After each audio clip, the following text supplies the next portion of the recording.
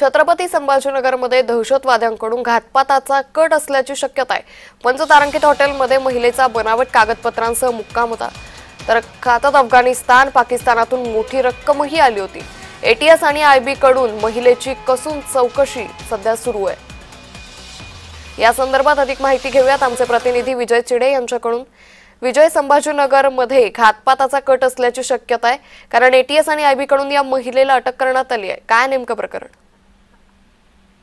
नक्कीच अंकिता, छत्रपती संभाजीनगर मधील प्रकार आहे। मागील काही महिन्यापासून जर पाहायला गेलं तर छत्रपती संभाजीनगरच्या पंचतारीख हॉटेलमध्ये एक महिला जी आहे ती बोगस कागदपत्र आढळले त्या ठिकाणी राहत असल्याची आढळून आल्याची पाहायला मिळत आहे। ज्यावेळी पोलिसांना हा संशय आला की ही महिला अनेक दिवसापासून या ठिकाणी राहते, हॉटेलमध्ये राहत असल्याचा संशय आला। त्यानंतर सदरील पोलिसांनी जे आहे ते त्या हॉटेलची झाडझडती घेतली असता त्या महिलेच्या कॉलीमध्ये 2017 मध्ये ती यूपीसीची तिची निवड झाल्याची परत जी आहे ती तिथे आढळून आलेली आहे।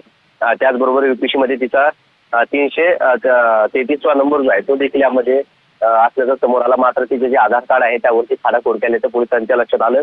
त्यानंतर तिची रूमची चौकशी केली असता तिच्या अकाउंटची चौकशी केली। यामुळे तिच्या खात्यामध्ये अफगाणिस्तान आणि पाकिस्तान या दोन ठिकाणाहून तिच्या अकाउंटवरती मोठी रक्कम जी वर्ग झाल्याची माहिती जी आहे ती आता पोलिसांनी दिली आहे। त्याच अनुषंगाने आता आयबी कडून आणि एसपी गुंतेला ताब्यात घेण्याला तिची चौकशी जी आहे ती सुरू आहे। मात्र विजय, एक महत्त्वाचा प्रश्न म्हणजे एटीएसला या महिलेचा सुगावा नेमका कसा लागला? नक्कीच जर पाहिलं जी महिला जी आहे ती मागील 6 महिन्यापासून एकाच हॉटेलमध्ये राहत होती, त्यामुळे संपूर्ण संशयास्पद भूमिका जी आहे ती तिच्यावरती आली होती। त्यानंतर शिडको पोलिसांना ही माहिती मिळाली आणि पोलिसांच्या आधारे एसआयटीने ही कारवाई केलेली आहे। निश्चित धन्यवाद विजय, आपण दिलेल्या सविस्तर माहितीसाठी। तर पंचतारांकित हॉटेलमध्ये महिलेचा बनावट कागदपत्रांसह मुक्काम होता।